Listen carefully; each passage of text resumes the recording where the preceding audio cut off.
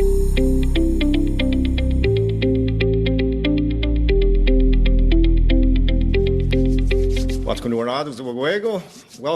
to the Sunday daily briefing. Today is March 29th, I think. Yeah.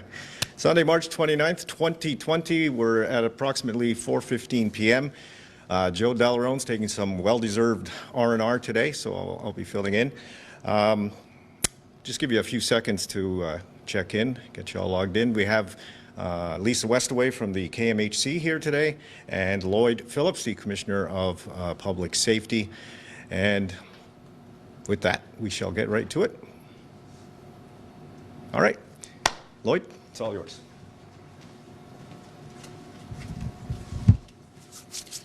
Thank you, Gene. Good afternoon, everybody. I wish the weather was a little better out there. It's kind of miserable, to be honest. Rainy and cold, windy. But I guess it's one more reason for us to stay indoors and watch all the TV we could possibly want to watch, and then some. A few updates for you today. In the province of Quebec, the total number of cases is up from 2,800 up to 2,840, up approximately 340 people from yesterday. There certainly is still that steep curve increasing, but one glimmer of hope there is that it's not as steep as some people have predicted. So this shows that some of the strong measures being taken throughout the province and taken in Kahnawake are starting to have an impact on how fast the spread of the virus is going. So these are it's a glimmer of hope in a very grim situation, but by maintaining what we're doing, and staying vigilant and staying strong, we could get those numbers to start, hopefully declining, but at least the rate of spread to continue to slow down. The strategy overall, it seems to be working, but this is no time for us to let our foot off the gas. We have to keep doing what we're doing, and maybe even consider additional measures, as we move forward. But again, I want to try to give a little bit of good news in the midst of what we're going through here. With that said, we are in this, for the long haul. We have to start thinking, weeks ahead of us, both as an individual, you and your family, and how you're going to deal with this pandemic, in 2-3 weeks on the road, 4 weeks on the road. How are you going to, mentally prepare yourself? How are you going to operate as a family unit? How is it going to impact your work and your income and so on? So, don't look at this from a week to week. I think you just start planning, for the longer haul. Same thing with the community. That's the same thing here now with the task force. A lot of big decisions and tough decisions were made over the past couple of weeks.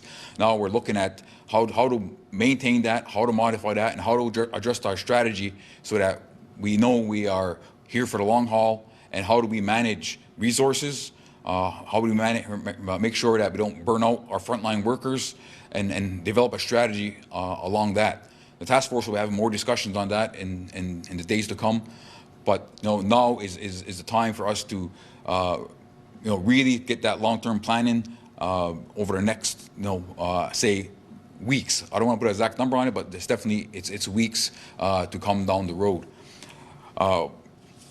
Just a couple other updates. The emergency food service is up and running.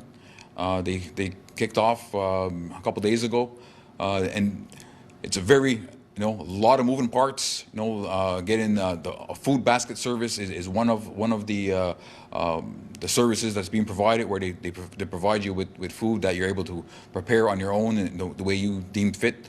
The other side is for people who have difficulty preparing food, or don't have the ability to prepare food, or they'll get some hot meals delivered directly to their home. And what they're going to start doing now is doing one delivery a day for hot meals, where they'll bring you both your lunch and your dinner in together, and then you could just heat up your supper later on whenever you're hungry. So that's a minor change. It'll be one delivery a day for the hot meals for those people who have signed up for it. It's still not too late. I mean, if you are in need of any one of these emergency food services, you could contact KSCS 450-638-6880. It's asked for the food intake. They'll send you to the proper person and let them know what your needs are, and you'll be added to the list for the service that's being provided. Also, we begin a lot of calls for people who are willing to volunteer in various capacities, which is great.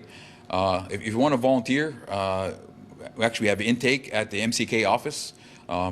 450-632-7500. Ask for the HR department, or to let them know you want to sign up for being a volunteer, and they're taking a list of people who are prepared to to volunteer their time. But if you want to volunteer specifically for the medical field, if you want to say volunteer specifically at the Kahnawake Hospital, if you have those type of skills, you go on their website, KMHC.ca, and they do have a form you could fill out there if you have certain skills that are related directly to the hospital. So I thank all the people out there who have definitely offered assistance in this time of need. Just a couple of points that I also want to raise with the community is that I'm sure you've been watching the news, and now you're seeing that certain parts of the province of Quebec is being sectored off into major regions, the north, the east, and the south for the most part, and they're trying to minimize traffic, going to the north. James Bay area, Abitibi-Témiscamingue, going up to the Gaspé region, where the population is less dense. They have a lot fewer cases, and they're trying to keep it that way. So there are travel restrictions, if you want to go to these areas. Also been monitoring what's happening closer to home in terms of the Montreal area and the South Shore area. There may be travel restrictions put in place over the coming days and weeks with closer to home. So we're keeping an eye on that as well. So this emphasizes the point that we said a couple of weeks ago, actually, is stay home, stay local, shop Kahnawake as much as you possibly can. And if you have to go out of the community to pick up essentials, stick to as much as possible, to the South Shore area. Montreal does have some of the highest numbers of cases, so I would certainly recommend that you try to avoid that area and stay as local as you possibly can. And again, go only for essential needs. Well, obviously, the big announcement we had this week was the opening of the testing center, the COVID-19 testing center, which is opened up today as of 2 o'clock at the Kahnawake Memorial Hospital Center. It was no small feat to get this pulled off. Lisa will speak to much more of that in a couple of minutes, but it's a true collaboration, of working strong as a community, and also, partnerships with people from around the area. We have nurses from the whole region who are coming here to the community to run the facility and to train our nurses on how to properly do the tests and such. So we're very grateful for that. This will give an opportunity for Kahnawake to be tested much quicker and without having to travel any long distances. But it also helps us have a better picture of what's really happening in our community. And once we get some more information on that, and that may help guide us on our strategies on what is the long-term strategy for Kahnawake. Do we have to adjust anything? Do we have to change any measures? And so on. So I think it's a very valuable tool for our community, for immediately, but also for the longer term. But with that said, Lisa's here, and she has much more information on the testing center, and there's other updates from Kahnawake Hospital. So with that, I'll see you tomorrow. Onigiwahi.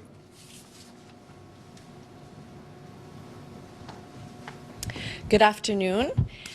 So I wanted to come and talk a little bit about the testing center. It seems strange to say that it was so exciting to see that first car go through, just because it's really a lot of hard work, a lot of people who have put their time and energy in to make this happen for the community, and so we're really thankful for all of those people who are involved.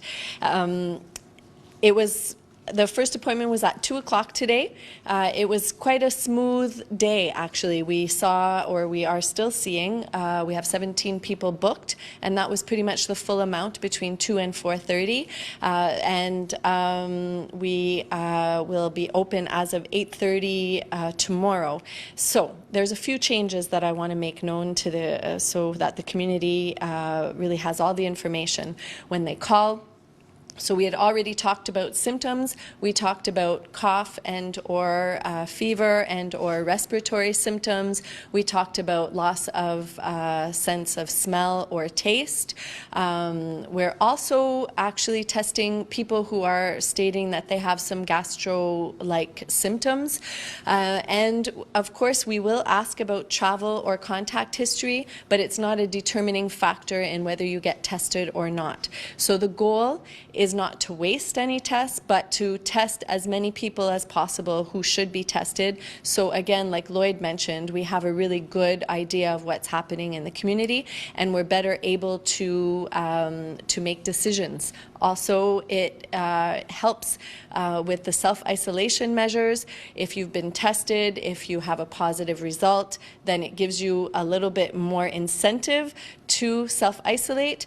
It also helps us better understand if we're, even if we are positive, if we have been self-isolating, we know that we haven't, that, you know, it's just us that is at risk. So, and we haven't necessarily put anyone else at risk. So there's a lot of elements that are really important about testing and having it done here. And like Lloyd said, most of all, it's about knowing what's happening in the community right now, but it's also about containing. So knowing what's happening, we're able to better contain and we're able to prevent death. And that's the main goal in the end of all of this. So we really thank you for having signed on. And booked your appointments. We know that we've, you know, from what we hear, some people are concerned about confidentiality, and for that reason they haven't necessarily called or they're not booking an appointment. So we had some suggestions today about measures we could put in place to try to block visibility from the street in front of the hospital. We would ask all community members to be respectful of those who are passing through. That's the first thing, that you don't stop in front of the hospital and sit and watch. And you may be concerned about what the process is. So tonight on CTV at 6 o'clock, we actually did a mock run through of the testing site and of someone being tested. It wasn't real, but it shows you the process. So if you are concerned and you want to see how it goes, then you can look at CTV at 6 o'clock, and we're going to put it on the Kahnawake website. What's it called again? The 911 website, so that you can see that there as well. And we will look at some alternative measures to try to maintain confidentiality of the cars going through. But right now, it's every 15 minutes, and depending on the number of nurses we have, it could potentially be an appointment every 12 minutes. We really urge you to call if you have symptoms. It's the best way to know what's happening. It's the best way to protect yourself and those around you. That's what we want to do. So we urge you to call. I'm going to remind you of the phone number, 450-638-3930. We have 2 extensions, 2296 and 2275. 2296, 2275. Another change that we added in today is that if you have an appointment and you're unable to drive but you can walk to the site, you can walk through. So we ask that you just let them know when you're calling to make your appointment, but we will have safety measures in place for the nurses and for our administrative personnel who are registering you, so that you can walk through the site in the same way that you would if you were driving. So this is an important change. As I mentioned yesterday, for those who do have mobility issues and who can't leave their home, we will have other possibilities for testing that we'll announce this week. We're just in the process of working all of that out. So that's coming in the next couple of days. So again, I urge you to call. This is not about shame or embarrassment. In the next couple of weeks, we will all be knowing somebody who has tested positive, whether it be us or someone very dear and close to us, this is okay. This is what we are expecting. This is what we're trying to slow down, but it's nothing to be ashamed of. This is just something that we have to deal with. It's not about shame or blame. So we urge you to contact us and get tested if you meet the criteria so that we can really make a difference. And again, thank you to everyone who worked really hard to make this happen. It was a really nice, smooth day. So thanks. Thank you, Lisa. Thank you, Lloyd. You guys are warriors, troopers, doing such a good job. Just to reiterate some of those phone numbers for the emergency food services, you can call 450-632-6880. That's 632-6880. And as Lisa just mentioned, for appointments for testing, you can call 450-638-3930, extension 2296 or extension 2275. That's 2296 and 2275. And of course, for all your information, you can check here at this site, Kahnawake 911 on Facebook, and also visit the KMHC website, covid-19.kmhc.ca, and that's where you will get all of your factual information. So we'll be back tomorrow, I guess, hopefully around 4 o'clock. We're going to shoot for that. And in the meantime, enjoy your Sunday evening. It's raining. Watch some Netflix and take it easy. We'll see you tomorrow.